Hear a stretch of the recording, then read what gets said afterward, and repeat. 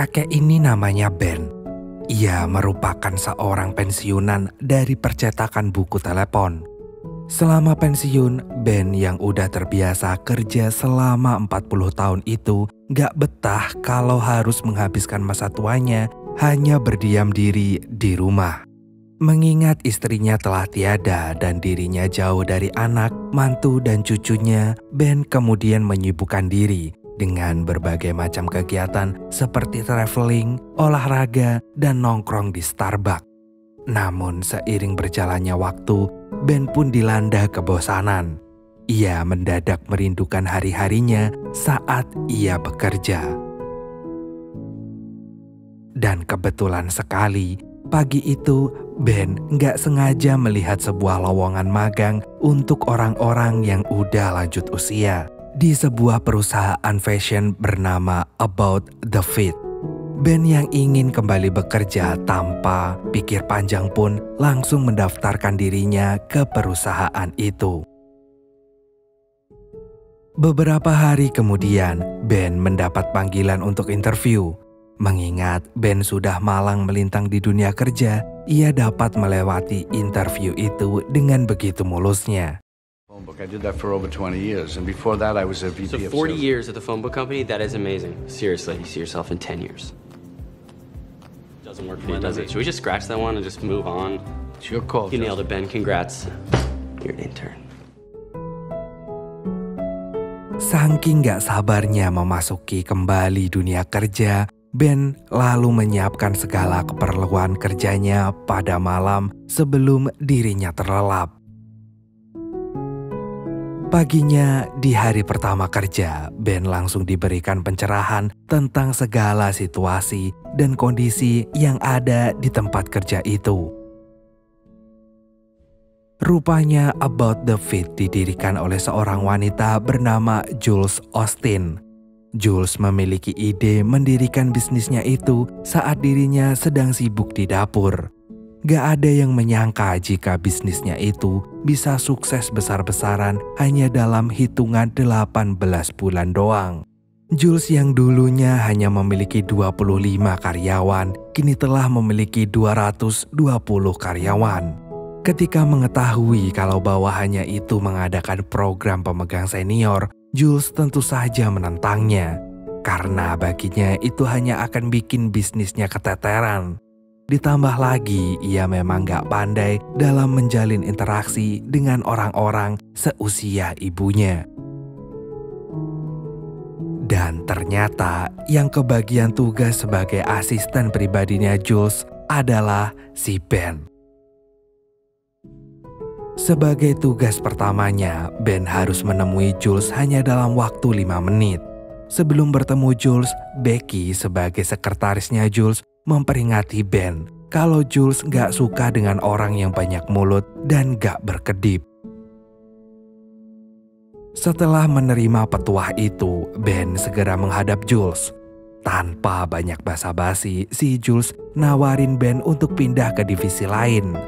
Jules beranggapan kalau Ben yang udah tua itu gak akan bisa ngikutin ritme kerjanya yang sangat dinamis. Namun Ben menolaknya. Ia berjanji akan berusaha keras memahami dunia Jules. Karena Ben gak mau berubah pikirannya, Jules pun akan ngasih kerjaan Ben lewat email darinya.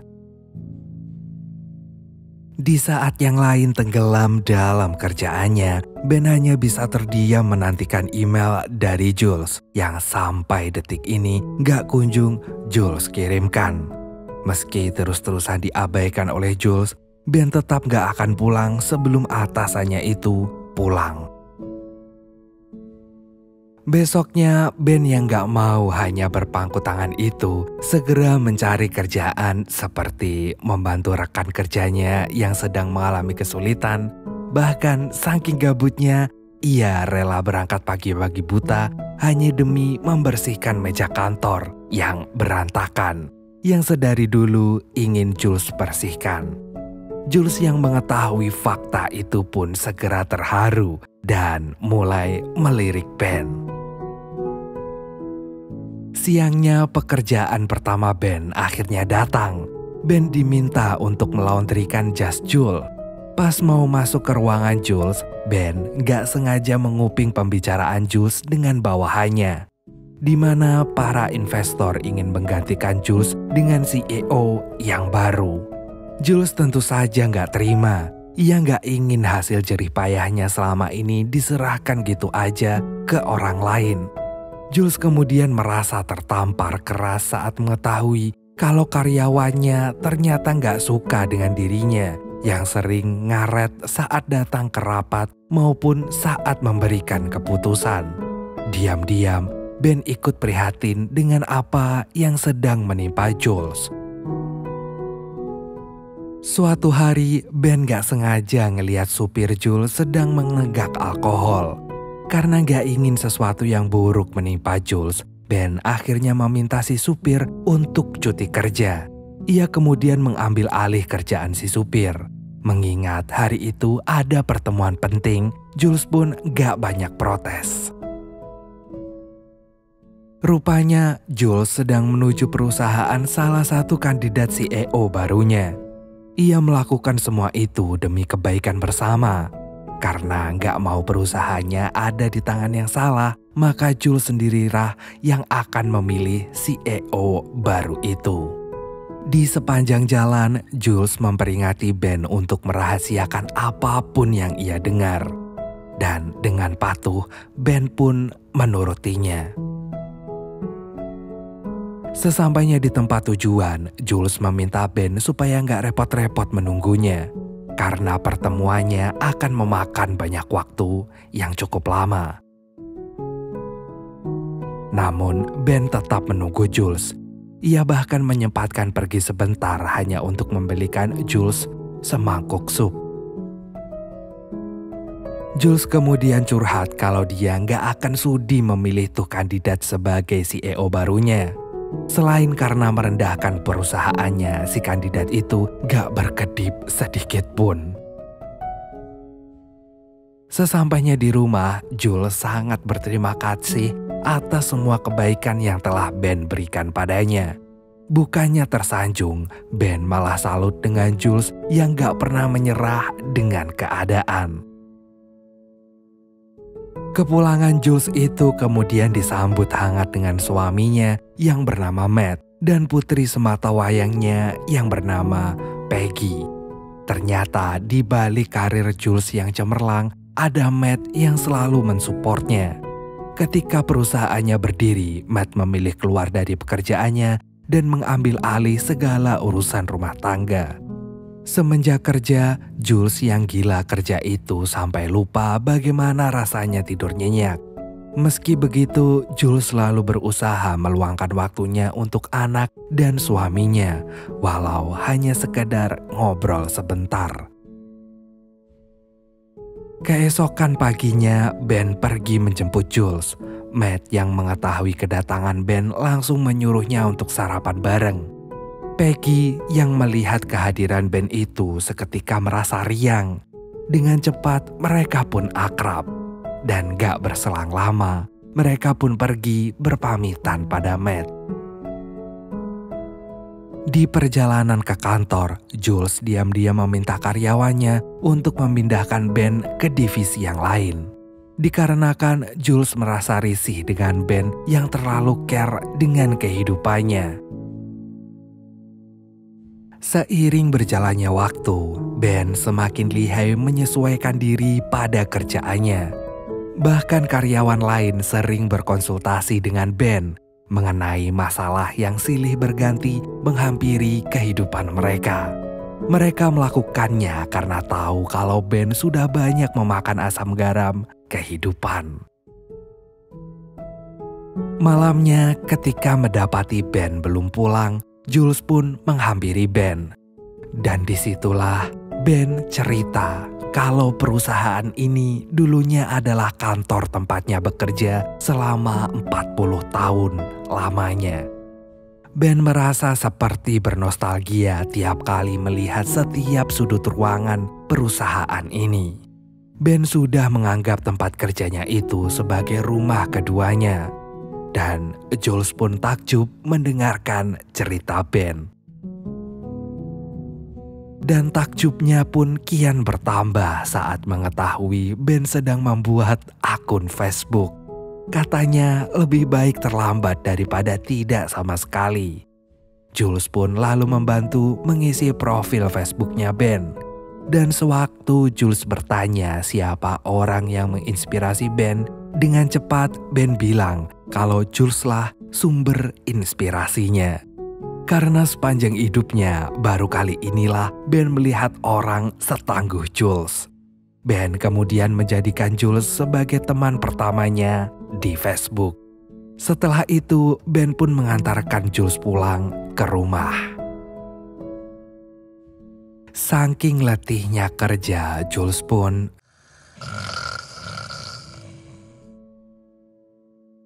keesokan paginya, Jules kaget begitu tahu Ben dipindahkan ke divisi lain dan kekacauan terjadi ketika akan berangkat kerja.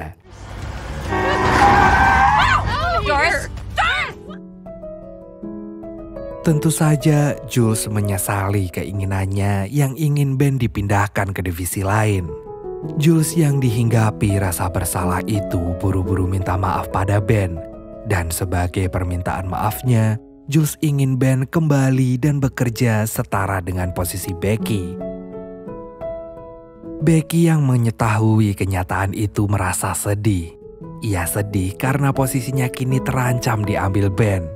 Bahkan setelah apa yang dilakukan Becky selama ini sampai harus mengorbankan jam tidurnya, Jules tetap saja gak pernah mengapresiasi segala usahanya itu. Ben lalu menenangkan dan meminta Becky untuk gak perlu khawatir karena dengan ada dirinya sekarang, Becky bisa berbagi beban kerjanya itu bareng Ben. Setelah sering dipandang sebelah mata karena usianya udah tua bangka, Ben akhirnya bisa membuktikan ke Jules dan karyawan yang lainnya bahwa kemampuannya gak akan kalah saing dengan yang muda. Di hari berikutnya, Jules yang gedek dengan sikap cuek ibunya itu langsung menumpahkan segala keluh kesah tentang ibunya itu ke dalam email. Sayangnya email yang rencananya akan dikirimkan ke Matt itu malah dikirim ke ibunya. Dan betapa syoknya Jules saat mengetahui kalau dirinya telah salah mengirimkan email. Karena gak ingin ibunya terkena serangan jantung membaca email itu, Ben dan karyawan lainnya harus menyelinap masuk ke rumah ibunya Jules demi menghapus email tersebut.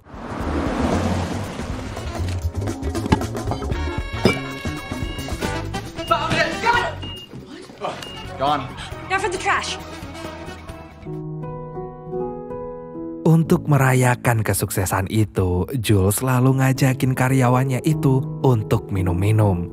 Jules yang sangat happy itu sampai minum banyak dan berakhir muntah-muntah. Dengan sigap, Ben menolong Jules dengan memberikannya sapu tangan.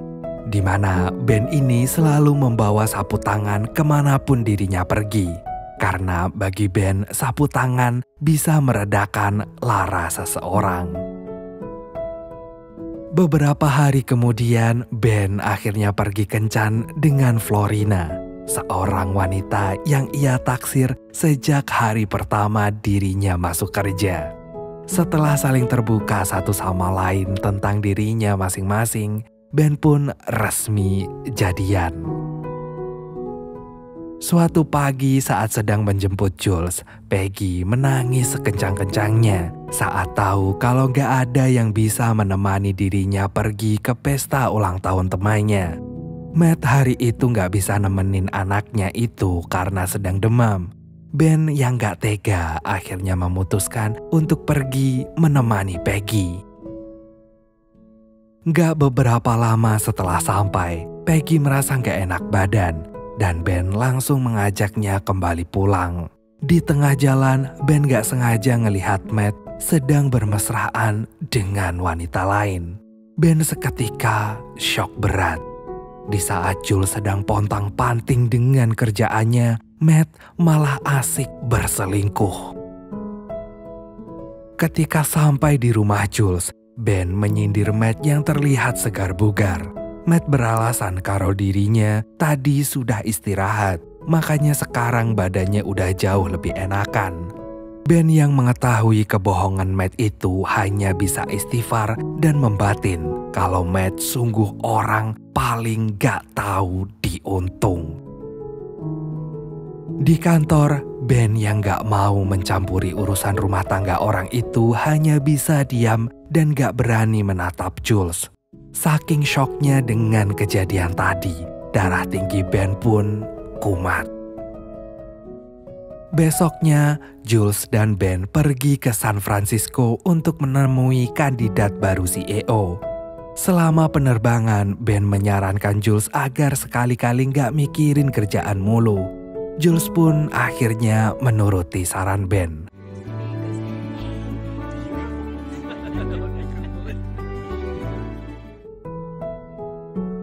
Di kamar hotel, Jules meminta Ben menceritakan tentang kenangannya bersama mendiang istrinya dulu.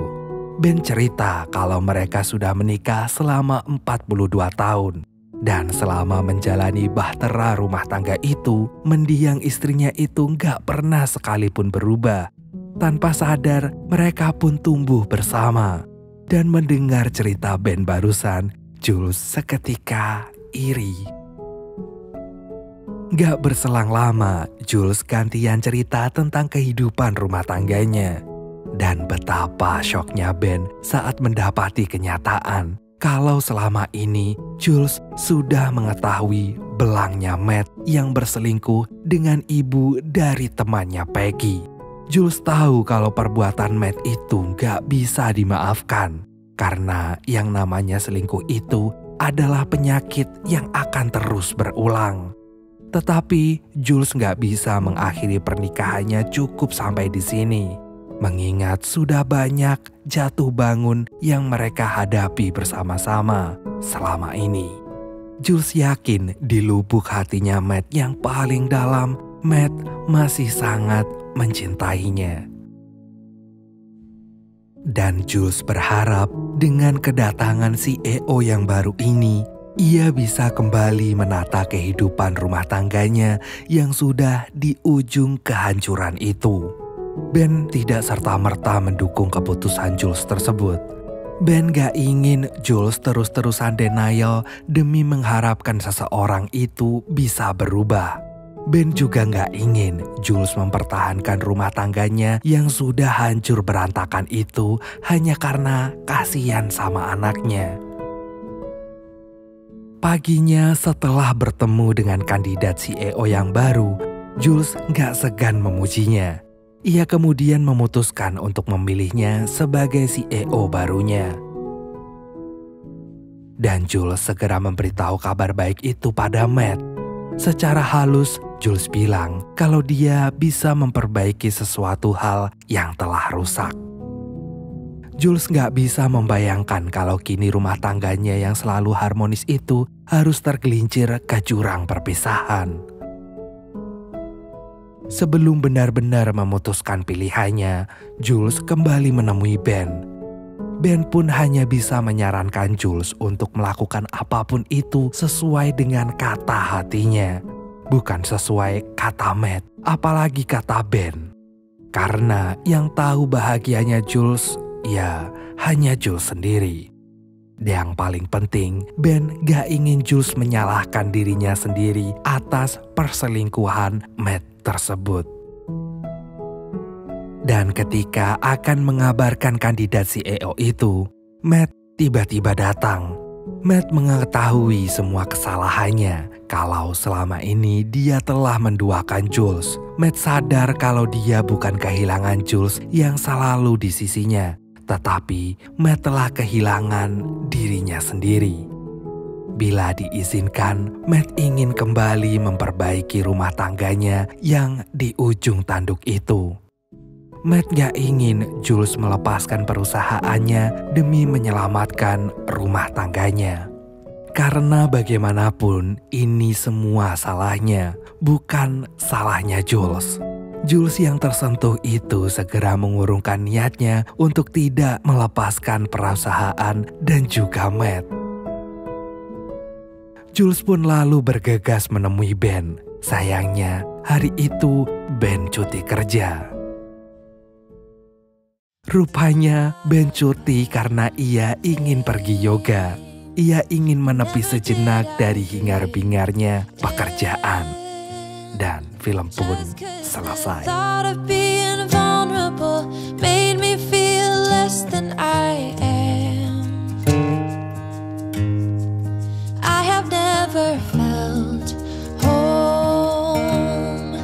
Till you entered my door, and from that moment I knew that a home is whatever you choose.